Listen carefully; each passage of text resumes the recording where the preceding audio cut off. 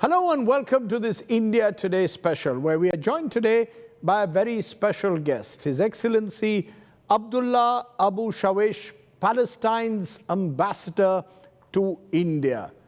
Appreciate your joining us, Your Excellency, because you're joining us at a time when it's exactly 2 years since October 7, 2023, the dreadful Hamas terror attacks in Israel, and then what happened in Gaza over the last 2 years, hundreds of lives lost. Now we see Hamas and Israeli negotiators in Egypt. Do you see a light at the end of a very dark tunnel, Mr. Ambassador? Thank you so much indeed, dear Rajdeep, for having me this day, and at large to extend many thanks to India Today. But as ambassador of Palestine, of course, and it's a moral, it's a legal, and it's legitimate to at least to shed light on your introduction. Two things. You said the terror attack, which is, it's of course, I will not go to said or to put the wording in your mouth, whether it is terror or not terror attack. It's yours. No, 1 minute. No. Are you denying that there was a terror attack when more than 1,000 innocent Israeli civilians were killed, sir, on October 7, 2023? You can't deny that, surely. You should not tell me what to deny or not. No, are you not calling it a terror attack? I'm coming. Could I explain myself? Sure. But of course, this is the first. Then when you mentioned after you said that a terror attack and what happened in Gaza, thousands of... So you claim this is a terror attack, but what happened in Gaza, you did not mention whether it is war crimes. According to what did the ICC already declared it's a war crime, it's a genocide. According to what the United Nations itself declared it's a genocide, Amnesty itself it's declared it's a genocide. You did not shed light on the wording of genocide, but you shed light on the issue of terror attack, whether it is terror or not terror, just to remind ourselves with your history as Indian people. No, so should we accept that October 7, 2023 was a terror attack conducted by Hamas, and what Israel has done in Gaza is a war crime, the killing of innocent civilians? No. Are we going to draw an equivalence? Is that what... You did not mention this is a war crime. I said thousands of innocent civilians have died. But you did not mention this is a war crime or genocide, which is, again, it's sure by the end of the day, I'm here to, of course, to answer your question, but just to borrow something of from your recent history as Indian people, 1919 or mid-1930s, when they accused the great murder, Indian murder, Bhagat Singh, of being terror. If you're gonna analyze what did Bhagat Singh, who's launched with his colleagues, with his comrades, the resistance, the military resistance against the British colonization at that day. If you're gonna analyze this event as isolated from at least Jallianwala Bagh at that time, 1919. If you're going to analyze it without linking it to its root, it will be a terror attack. But if you're going to analyze it in its historical background, we should find another name to this, to what did at least Bhagat Singh mentioned at that day. So that, again, October 7th is a fact. It happened. But how to classify that? If you're going to classify that as a terror attack, what you're going to classify the Israeli occupation? 56 years of suffocating Israeli occupation. So what you're saying is you cannot see October 7, 2023 in isolation from what happened before, what you're calling Israeli occupation. You're even, interestingly, linking it to how Bhagat Singh was perceived in the 1930s and Jallianwala Bagh. But the truth of the matter is, in the 21st century context, do you see Hamas, which is now negotiating with the Israelis, as a terror organization or not? I'll come again. Because you did not give me just the full time to answer. I'm not linking it only to the 56 years of suffocating occupation. I'm linking it to the 77 years of expelling of the Palestinian people, expelling them from their homeland, ethnically cleansed them. My late father was born in our original village. I still have my original key to our old home, to our old house. Which is where?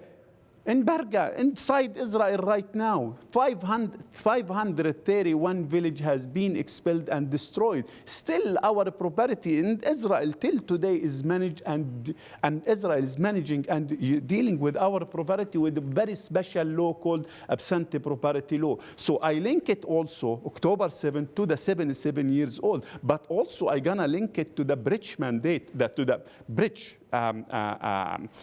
United Kingdom itself, when without any legal base, without any legal without any even footprint in our land in 1917, when they issued the notorious, despicable, ominous Balfour Declaration. In this declaration, your occupier, your colonizer at that time, whom have zero footprint in our land, issued this declaration when they pledged our homeland to the Khazarian Jew. And when we say Khazarian Jew, we should stress on it, to the European Jew. This is the link of the issue. But just to isolate... I take your point. No, Mr. Ambassador, just a minute. I take your point, and I've seen this is the Palestinian position, that do not see October 7, 2023 in isolation. However, we're now in 2025. In the 2 years, we've seen a dreadful war in Gaza. You've said war crimes have been committed. You're calling it a genocidal war. One minute. The United Nations, United Nations bodies have also used the word genocide. The Israelis turn around and say the war in Gaza would not have taken place. Listen carefully, Your Excellency. The war in Gaza would not have taken place but for October 7, 2023. They, in turn, are saying what's happened in the last 2 years is linked to October 7. That's the turning point that has led to the war in Gaza. How do you respond? I'm coming, which is very important. This means that when we went to sleep Friday, October 6, everything was calm. Palestinian people was not under the Israeli occupation. No one was killed in West Bank. Just to let you know that, because the main issue here is where is the starting point, how to start measuring the event. Is it from October 7th or 1967, June 6, or May 15, the Nakba, Palestinian Nakba, or to go back to the November 2nd, 1917 by issuing the Balfour Declaration, or to go back when Abraham himself left or the Kildanese, his birthplace, and come Your to Excellency, our land. This is very dangerous. Your Excellency, the moment you go into root causes and you go back in time, then you're unable, you're always rationalizing the present. You're almost trying to justify the violence that took place, the terror attack that took place on October 7, 2023. And the Israelis, in turn, will then justify the war crimes that have taken place in Gaza. Then it's a zero-sum game. We are in 2025. We need solutions. Wait a minute. Zero-sum game if we, because there are two schools of thought when it came to October 7. The rational school of thought, which I totally, utterly represented it, and not me. It's also the United Nations Secretary General, Mr. Antonio Guterres, when he delivered his speech in October 24th, before 2023, before the Security Council, and he, of course, condemned Hamas attack, but he linked it too, when he said that, but it was not happened in a vacuum. This is the rational school of thought. But there is another non-rational school of thought, the Zionist school of thought, whom want us just to see through the lenses of the Israeli themselves, which is the history was started in October 7. This is not true. We did not deny, just let me finish, because a wording have a meaning. We did not deny. And we, as a Palestinian National Palestinian Liberation Organization, Palestinian Authority, President Abbas, stand strong against what happened in October 7. One word loud and clear. We, the Palestinian Liberation Organization, under the chairmanship of Yasser Arafat himself, 1993, we choose the peace. We choose to copy the late great Mahatma Gandhi, way out of resisting the Israeli occupation. So we signed the Oslo Accord. In Oslo Accord, we accept to build our state in 20%. I take your point. Can I bring you, Your Excellency, to the very latest, which is the peace plan? I want your response to the peace plan. Do you believe that this is a workable peace plan that can bring some kind of enduring peace? I'm using the word peace to Gaza by ending this relentless attack on your land. Again, and again, you are asking very important question and need time to at least to expel and to stretch it and to put some light on it. When you said again, but just to make sure that it's unfortunately they are using the ceasefire and this means that according to the people who is listening us right now, there is two armies fighting against each other, which is completely utterly not the case. But I already, but when you talk about peace, it's himself, with all due respect to Mr. Trump, he did not call it a peace plan. It's a comprehensive plan to end the conflict in Gaza. So it's not a peace plan. But from our point of view, of course, we used to see the light at the end of the tunnel. Our official position, we are with any honest and any decent effort that will stop the genocide, the ongoing genocide on Gaza. This is from day one. We are with any effort, genuine effort and real effort that will guarantee there is no more children will be died due to malnutrition or suffering of lack of food. We are with any effort that will guarantee there is no more surgery will going to be conducted without anesthesia, and there is sufficient and enough amount of painkiller to the people in Gaza. We are with all of these efforts. Beside, of course, what did Mr. Trump put on the table can lead us to stop at least the carnage. But when it came to the peace, no, there is a big difference between the plan to stop the carnage that Mr. President Trump put it in the table and the peace itself, because the plan did not touch the two-state solution. The plan did not touch, which is our legitimate concern. But this plan can put an end to the carnage, and we are fully endorsing it. Okay, interesting. You're saying, therefore, for long-term enduring peace, you need a two-state solution, a recognition of the rights of the Palestinian people to have their own nation. That's one. Self-determination. Of self-determination, that is the long-term solution. In the short term, the Trump plan wants an international stabilization force in the Gaza, which will be possibly overseen by several individuals, including America and President Trump and the United Nations.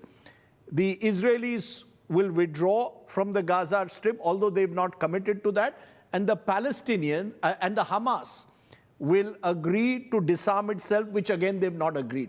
In your view, is disarming Hamas and Israel withdrawing from Gaza a precondition, including, importantly, the release of hostages?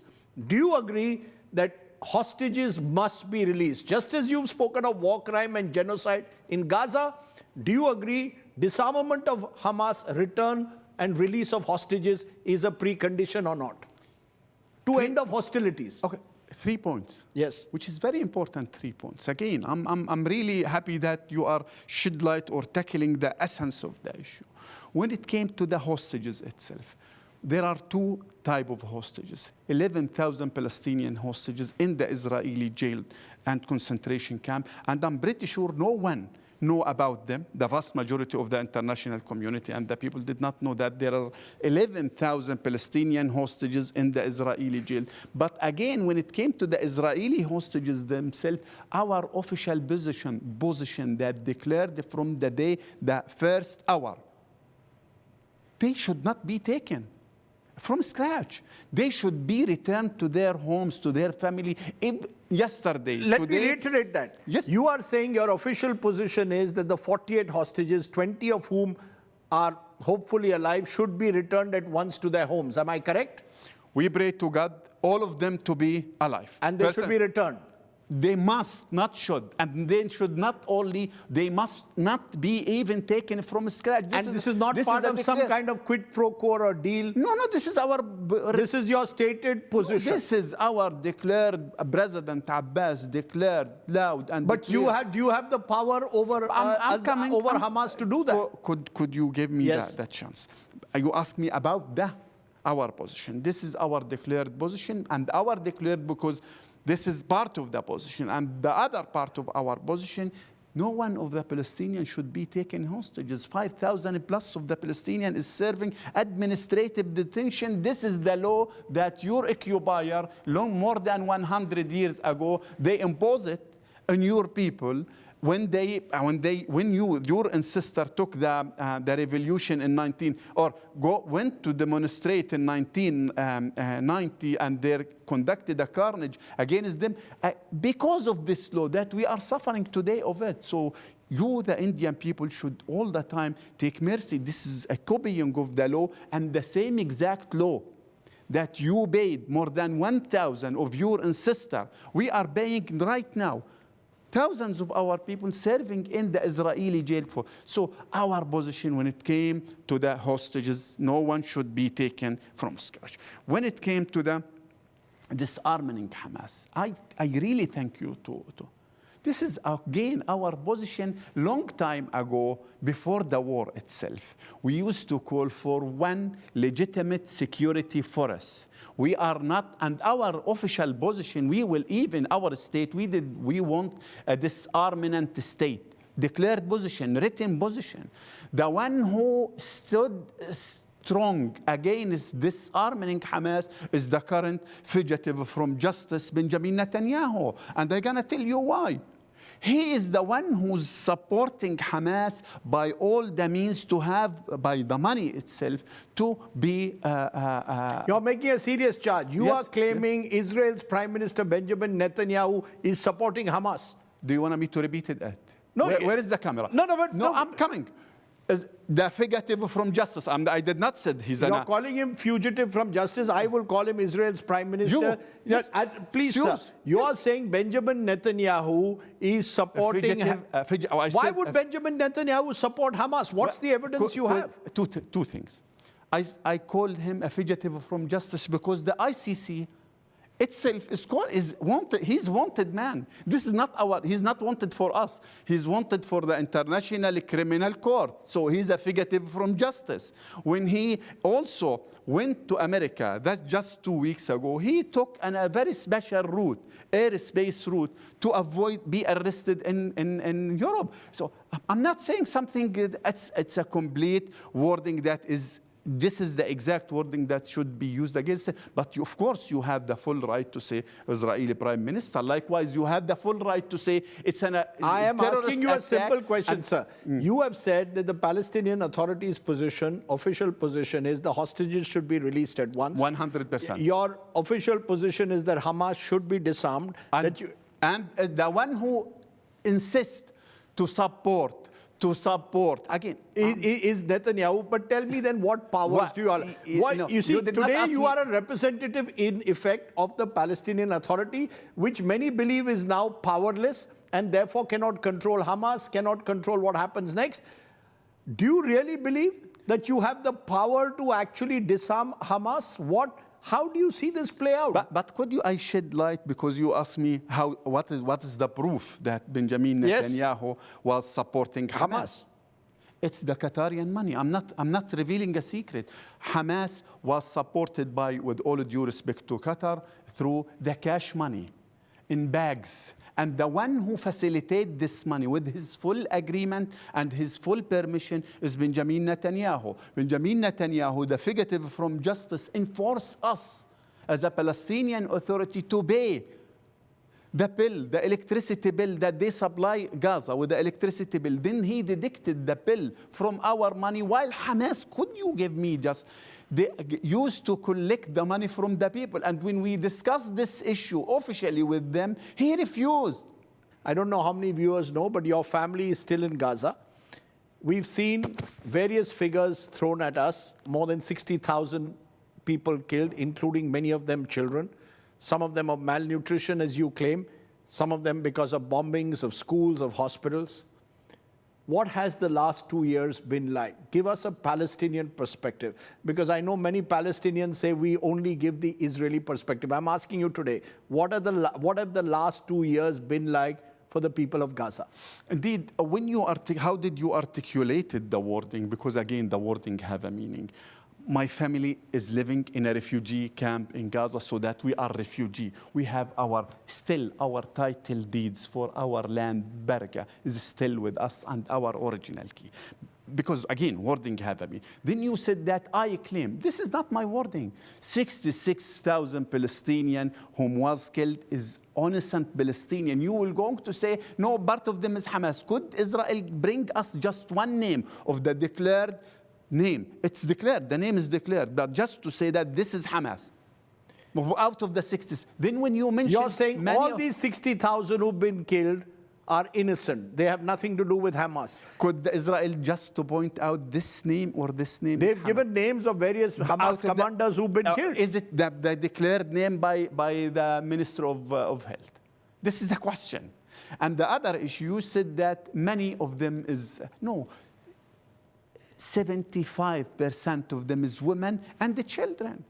It's not many, because saying many, it means 5%, 10%. 75% of them is... 75% of those who have been killed in the last 2 years in Gaza are women and children. Women and children and elderly person, period. And this is not our word. This is the United Nations. This is Amnesty. This is the United Nations itself, World Health Program, World Health Organization, and very respected organization. This is not our word. So given what's happened, I come back to where I started off. Yes, please. Do you see light at the end of the tunnel? Absolutely. Likewise, when you resist by all that different type of means, when you resist your occupier, we still believe that there is a light by the end of the tunnel. If there is no light at the end of the tunnel, why am with you? Do you believe that India has a role to play? India used to have a role. Not anymore? No, you cannot cut me here, because you're going to put me in a very difficult... India used to had a role in the Palestinian revolution mid-1930. India still have a role. And India, we look to India as the big brother, as India, who can hang the balance when it came... I served in the United Nations 8 years, when India there, and said our digda, it is heals, and said it should. India there. So we look to India. We still work with India. India still invested heavily in the two-state solution. India not only recognized the state of Palestine, India is still supporting the Palestinian people. Do you sense, though, that the Narendra Modi government has a pro-Israel tilt? No, I will not say. You cannot put, I'm not a political commentator to say that, but I can talk about what did His Excellency, the Prime Minister Narendra Modi is doing to the Palestinians. Just 2 weeks ago, or less than 2 weeks ago, India voted in favor of another resolution to endorse the two-state solution. India is still building many projects in Palestine. India is starting under the chairmanship, of course, of His Excellency Narendra Modi. But again, we used to judge India in the macro level. And we used to use, I know that you're going to close, but I will going to quote the great Nelson Mandela when he said that we judge the people according to their attitudes towards our struggle. And we judge India at large. India, the current prime minister, the coming prime minister, the previous prime minister, India at large, we judge it according to its attitudes toward our system. Since India is still supporting the two-state solution, India is loud and clear backing us in the United Nations resolutions. India is implementing many projects, and we believe that India will be in Gaza in the day after the war. Do you feel, and I want an honest last answer from you, do you feel let down by the international community? Do the Palestinians feel let down? You've described the Israeli action as genocide. You've described it as war crimes. Do you feel the morality of the new world order has changed and let down the Palestinian people? A straight answer, Mr. Ambassador. You back to tell me that the one who described there as a war crime or this is not our wording. Okay. There's official position from official. Yes. Yes, and there is a case. Do you feel let down? To some extent, we feel that the international community have many to do to stop the carnage and did not do it. And I'm going to tell you, I'll just make a comparison. Russia, 30,000 different type of sanctions had been taken against Russia. Israel, after 2 years in row right now, 0 sanction has been took against Israel. The international community, United Nations, they have many tools, all of these tools. And this is the clear position: legal, tested, legitimate, economic,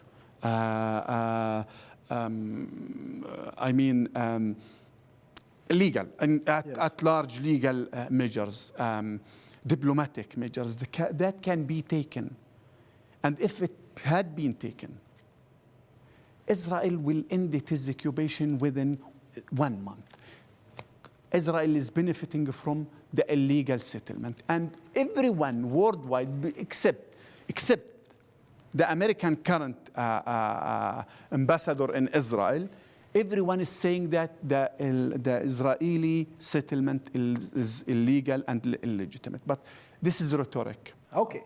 I'm going to leave it there, Your Excellency. I appreciate you joining me here on the news today. There you have the ambassador of Palestine to India giving us the Palestinian viewpoint 2 years after the Hamas attack took place in Israel on October 7th and has led to a Gazan war that has left a number of people homeless and several dead. Thanks for watching. Stay well, stay safe. Namaskar.